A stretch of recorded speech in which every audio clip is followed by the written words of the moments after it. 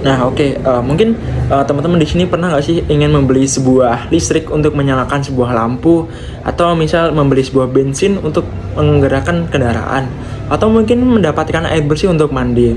Nah, teman-teman tuh tahu harga tersebut tuh mahal, terus juga mungkin pelayanannya kurang memuaskan. Tetapi teman-teman tuh tidak punya pilihan lain karena hanya ada satu perusahaan saja yang menjualnya. Nah, hal tersebut tuh disebut dengan pasar monopoli. Sebuah pasar di mana pilihannya kita tuh dipersempit dan kekuasaannya berada di tangan satu pemain saja. Nah, dalam kenyataannya, monopoli ini sering menimbulkan sebuah paradoks. Di satu sisi, perusahaan ini bisa berkembang dengan efisien karena tidak adanya persaingan. Tapi di sisi lain, masyarakat ini harus menerima harga yang lebih tinggi dan kualitas yang tidak sesuai dengan harapan. Nah, kekuatan besar tidak lagi dikontrol oleh suara konsumen saja, tetapi oleh kepentingan pelaku monopoli itu sendiri.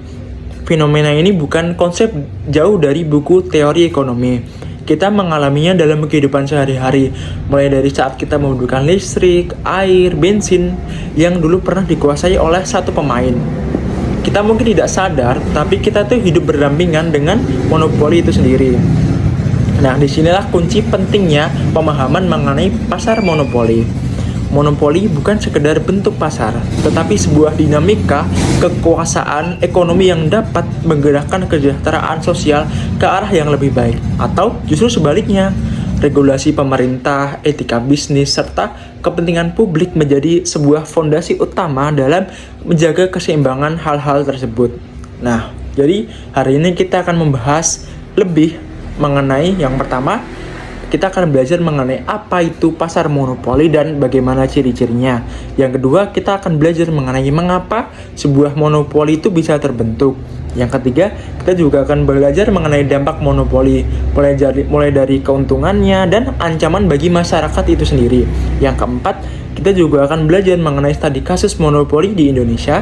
Yang kelima, kita juga akan belajar mengenai peran kebijakan pemerintah dalam mengontrol sebuah monopoli. Nah, setelah presentasi ini, saya berharap kita ini mampu melihat monopoli dengan kacamata yang lebih kritis. Bukan hanya memahami siapa yang berkuasa, tetapi juga siapa yang diuntungkan dan siapa yang dirugikan. Nah, dengan pemahaman tersebut, kita dapat lebih bijak menilai keputusan ekonomi yang mempengaruhi kehidupan kita sebagai konsumen sekaligus warga negara.